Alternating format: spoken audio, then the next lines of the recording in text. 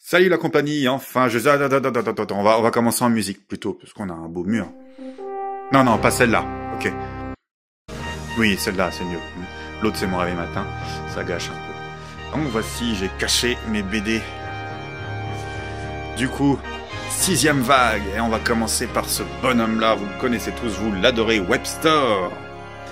C'est la dissection, on y arrive.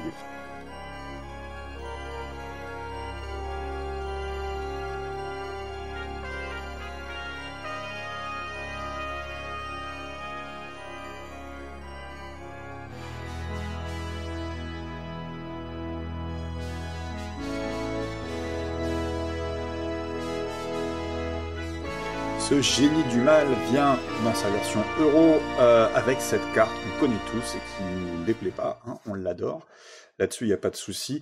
On va retrouver aussi régulièrement dans la gamme Master of the Universe Origin un truc qu'on n'avait pas, ou du moins moi j'ai pas connu, du moins gamin, chez les vintage. C'est quelquefois en fait on va avoir une page du comics qui reste collée.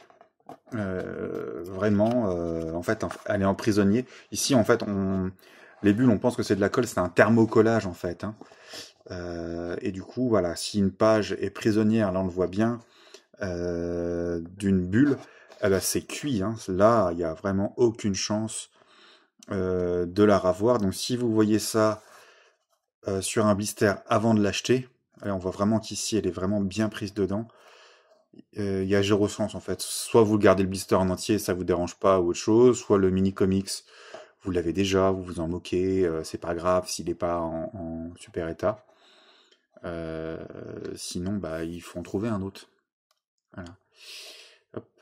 De l'autre côté, et ouais, c'est super, ça me rappelle quelque chose. On va faire un petit comparatif. Donc déjà, ce magnifique art, ça faisait longtemps qu'on n'avait pas vu, hein. C'est vraiment c'est chouette. On voit donc Webster suspendu à un grappin qui est dans son dos, quelques centimètres de fil à l'arrière. Son fameux rifle, hein, c'est vous le savez, c'est le repaint de celui du Château des Ombres. On est dans une espèce de ruche. Hein, on peut voir au sommet ici, là, comment on appelle ça, du miel, enfin, le nid que construisent les abeilles ou les guêpes, les alcôves, puisqu'en fait il y a Buzov, donc voilà, ici, techniquement, Webster a pénétré donc en fait chez le peuple des hommes bourdons là, de Buzov, et bien entendu il est aidé de Musclor, qu'on voit en contrebas là. Hein, c'est plutôt chouette comme illustration. C'est assez dynamique en fait, c'est cool. Et avant de poursuivre, en fait, je voudrais juste vous montrer hop, la position en fait me rappelle vraiment l'illustration de la carte vintage qu'on peut voir ici. On n'est pas tout à fait sur la même position, mais en fait c'est le même dynamisme, et Webster il occupe la même place sur l'illustration en fait. Musclor aussi dans son contrebas, il est vraiment dans une position similaire, sauf que il était appuyé par Tila et maître d'armes. Voilà. Et puis c'était sur le sommet du Château des Ombres. Mais voilà, globalement, on garde. Il y a des choses en fait, il y a des petits Easter eggs. Mais là, franchement, Musclor, c'est la même chose. C'est pas un hasard, c'est obligatoire. Ici, on avait un fond vert aussi qu'on va retrouver, non même pas orange. C'est le château qui m'a induit en erreur. Et puis à l'époque, bon, voilà, ça c'était du 12 back. Ici, c'est une reproduction, mais elle est plutôt chouette. On en avait déjà vu plusieurs sur la chaîne. On peut le trouver régulièrement sur internet. Mais moi j'avais pris, c'est du très épais en fait. C'est vraiment cool. Voilà, je voulais vous montrer ça. Du coup, ici, on nous montre un petit peu comment fonctionne le grappin. Donc on peut le mettre au sommet du Château des Ombres. On avait déjà la même chose là. Hein. C'est à peu près... Et puis la façon dont fonctionne aussi le backpack de Webster. Ici, on avait quand même une illustration en plus, c'est qu'on pouvait... ça c'était assez embêtant en fait, retirer son armure, mais en fait les ergots ils sont beaucoup plus grands, et souvent beaucoup plus grands que sur Fisto, Jitsu ou les autres en fait, et du coup souvent il était cassé, mais je crois que c'est un des premiers backpacks qu'on voit avec Fisto sur Webstore Vintage. Information à vérifier. Alors, ici bah, il est appuyé donc pour la gamme, la VAC 6, comme je disais, de Beastman, Stinkor et d'Eternian Goddess pour les figurines régulières. Hein. Bien entendu, on va voir après Mousticor, un des favoris des foules, à tous, et puis bah, le fameux pack avec Musclor et puis son tigre. Ok, la figurine à présent, on va la regarder hop, de près. Le voici tout beau, tout déballé, notre Webstore, avec ce visage. Et là, attention, histo. Alors, Webstore, il a une historique un peu je dirais pas controversée, non. Mais en fait, à l'époque, Mattel cherchait à développer la gamme, bien entendu. Il faut continuer de vendre des jouets. En plus, le marché est en plein boom. Il y a le dessin animé qui tourne. Du coup, voilà. Et on demande aux gens qui travaillent chez Mattel, et il nous faut des personnages. Et Mark Taylor a l'idée d'aller fouiller dans ses tiroirs et de ressortir ce personnage-là. Attendez, on fait de la place. Ce personnage-là, que vous voyez à gauche, je sais plus s'il avait un nom, voilà, Taylor le propose à son supérieur, Roger Sweet. Donc on sait maintenant qu'il y a une histoire un petit peu entre deux, hein, sur la paternité de plusieurs personnages, notamment celui de He-Man, Musclor. Et c'est pas retenu en fait, ou pas entièrement, mais en tous les cas, ce croquis-là va servir de base, vraisemblablement, même si c'est pas acté, à celui-ci en fait, qui deviendra Webstore bien entendu, et on peut observer la tête, le visage de ces deux personnages, qui est très similaire, trop pour que ce soit un hasard, bien entendu. On peut voir ici un symbole en fait, et ça, c'est pareil, personne ne s'est jamais plaint, mais c'est un symbole qui est inspiré de celui de l'araignée veuve noire en fait, hein. Bien entendu, parce que lui, il a quand même des capacités qui lui permettent d'escalader différentes surfaces, mais en fait, techniquement, il a rien, c'est un humanoïde comme les autres en fait, il a rien d'une araignée, notre Webstore. Il a 2 jambes, 2 bras, donc les membres appendicuaires sont les mêmes que ceux des mammifères, et il est très très loin des arachnides. Sur sa tête, en fait, on peut constater seulement la présence de 4 yeux, les yeux ici, et du coup c'est pareil, ça c'est les arachnides en ont plus, je crois que c'est 6 ou 8. Ça doit dépendre aussi. L'écrou aussi, bon bah voilà, en fait, là pour moi, il est plus proche de la chauve-souris ou du sanglier, en fait, au niveau des... Je sais pas. Mais non, en fait, on est très loin d'une arachnide. Les arachnides, qui, attention, ne sont pas des insectes, mais bien une classe à part, comprenant mygales, scorpions, voilà. Ce sont les animaux qui ont 8 pattes, 4 de chaque côté. Notre figurine, en fait, hein, elle a le même corps que la plupart des personnages méchants, hein, des premières waves, à savoir donc les bottes, les jambes, les cuisses, la ceinture, le torse, main, avant-bras, bras, tout ça, c'est exactement pareil. Seul va changer donc la couleur et la tête. Tiens, on va l'observer de près en plus. La tête, elle est chouette. Voilà ici un petit peu ce que ça donne. Hop. Moi, j'aime bien. On a vraiment de belles sculptures.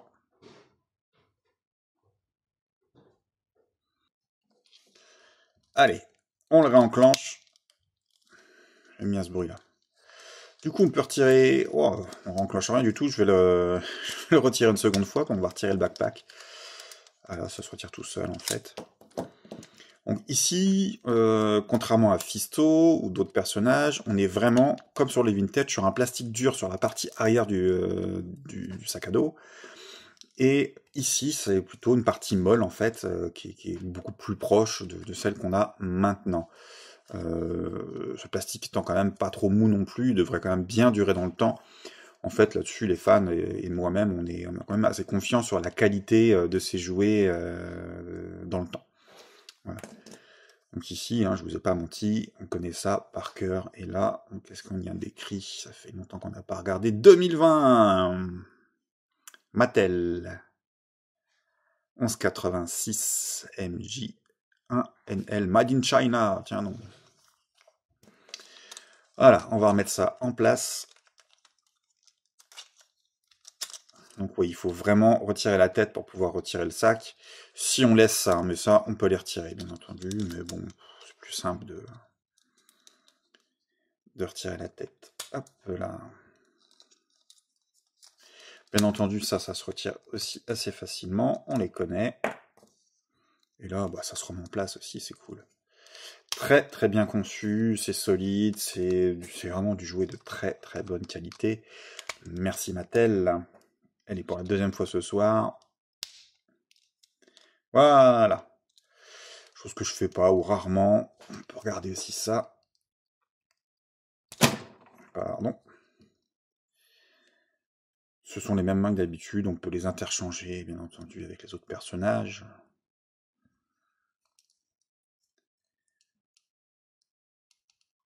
Hop là. Super. Belle motricité en fait sur ces personnages-là. Avant de passer un côté plus technique du sac à dos, on va regarder vite fait. Donc un fusil assez standard. Vraiment très très standard dans son design. Bien entendu, le choix de Mattel ici, c'est de reprendre le choix qui avait été fait à l'époque, à savoir un repaint de celui du Château des Ombres. Sauf que dans la version origine, le Château des Ombres, je crois qu'il y a un trou ici ou de l'autre côté, qui permet en fait de le maintenir, de l'attacher, de le poser en fait sur le râtelier à flingue qu'il y a dans le château, tout simplement. Ça se positionne comme ceci. Alors, la petite différence, c'est qu'il va avoir deux manches, en fait, un petit peu comme, les fusils. On peut voir les fusils à répétition. Je sais pas, Uzi, je crois qu'il a deux manches. Je sais plus. Je suis pas un spécialiste. Mais capacités sont très limitées en ce qui concerne la vélocité balistique. Et l'avantage avec des bras qui se positionnent, c'est on peut vraiment lui mettre une position très, voilà, il tient en joue ses adversaires parfaitement, il tire et puis il s'en va. Webstore a cette particularité là. Hop là.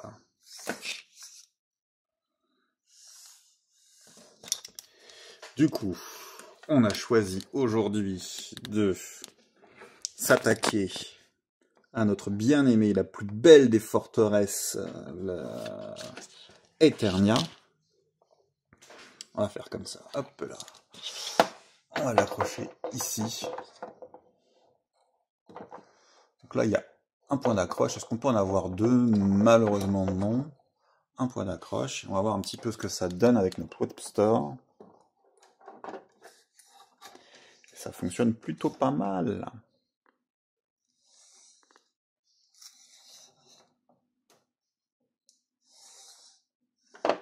C'est un système de poulies à l'intérieur. En fait, il y a une poulie.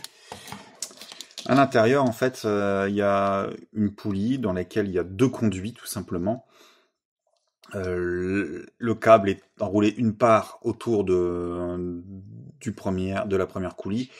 Il passe par un conduit, il ressort de l'autre côté, il s'enroule dans l'autre sens sur la deuxième poulie, ce qui permet en fait, quand on tire, de le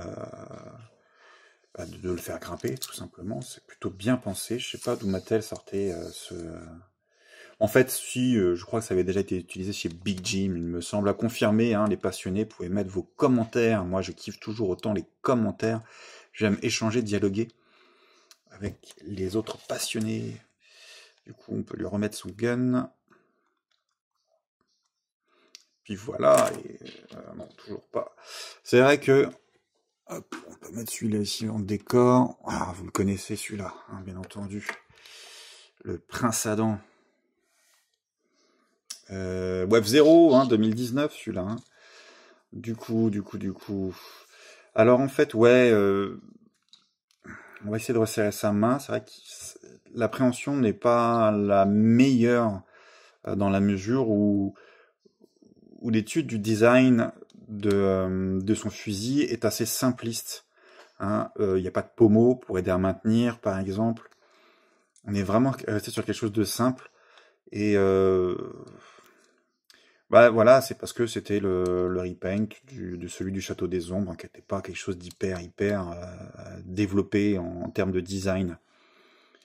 On peut dire oui que c'est un peu dommage. Oui et non, c'était fait comme ça à l'époque, personne ne s'est jamais plaint. Et aujourd'hui, Mattel a choisi de restituer en fait le choix de l'époque, puisque Master of the Universe Origin est une gamme hyper novatrice, hein, par bien des aspects, mais qui rend avant tout hommage aux fans, en fait, à ce qui a été fait à l'époque. Hein. C'est du fan service. Un autre détail, c'est ce petit triangle qui ressemble beaucoup au vintage. Donc c'est pas un contrepoids, hein, c'est pas lourd du tout, c'est vraiment en plastique. Ça nous aide simplement à bien tenir le câble. Et ce fameux crochet. Alors en fait, ici, là, il a été légèrement amélioré dans la mesure où, voilà, on a vraiment bien l'appréhension, il est vraiment bien du bon diamètre. À l'époque, comme WebStore semble nous l'indiquer, ce crochet était plus petit, en fait. La raison en est que il n'était pas destiné, il n'a pas été designé pour faire partie de la gamme maître de l'univers, non. Il provient de la gamme Big Jim, et c'était, bah voilà, donc du coup, il n'avait pas besoin, c'était pas la même chose. Je crois que c'était sur un bateau, je sais plus exactement. On va retrouver ça. Et bon bah voilà, Mattel aujourd'hui a fait cet effort de pouvoir, et c'est quand même super important que notre web store puisse bah, bien maintenir son crochet pour le balancer en haut des ternias et se faire la chave de manière digne de ce nom. Qu'est-ce qui se passe? Il est enroulé sous son bras. Hop là, et se faire la chave, voilà, de la meilleure des façons. Web store pour vous servir. Bah, je pense qu'on a fait à peu près le tour pour cette review, hein, cette première review de la 6e vague. J'espère que ça vous a plu. Du coup, c'est un personnage, pour terminer, qui est un peu plus chiant à ranger dans la mesure où si on met dans une caisse à jouer comme ça, ben en fait, le câble, on l'a connu à l'époque, sans mêle ou autre chose, et puis voilà. Cette fois-ci, Mattel a réparé l'erreur en ajoutant ces deux ergots ici, qui servent en fait donc justement à enrouler le câble. Et puis après, ben voilà, on peut le coincer comme ceci. Voilà, c'est propre. On peut également l'enrouler. Moi j'aime bien ce que font beaucoup de gens qui ont des grappins, c'est l'enrouler autour du buste. Plus facile l'accès, sinon bah il faut peut-être de l'autre côté pour que voilà, et puis là ça tient aussi. Bam. Du coup, il peut se passer de ça. C'est vrai que de toute façon, ça tombe pratiquement systématiquement, quoi. Là-dessus, ouais, peut-être qu'ils auraient pu agrandir légèrement le diamètre du. Là, de toute façon, ici, on voit vraiment que le problème ne vient pas de la main. Ça tient plutôt bien. Vous le sentez, il y a comme un clip qui se fait. Alors que ici, bah non, on va pas l'avoir malheureusement. C'est vraiment beaucoup plus lâche. Donc le diamètre est légèrement trop petit. Alors on peut aussi peut-être tendre le bras et le positionner comme ça. Mais on va avoir le même problème de diamètre du manche. Et voilà quoi. Donc ça tiendra pas beaucoup mieux. Néanmoins, pour moi, c'est une figurine à laquelle je mets une super bonne note, hein, parce qu'elle le mérite. Et puis j'adorais WebStore, je l'avais quand j'étais gamin. J'ai passé des heures extraordinaires avec ce jouet-là. Et une astuce aussi que j'ai failli oublier de vous montrer, c'est qu'en fait, ces ergots peuvent servir à maintenir le câble dans une certaine position.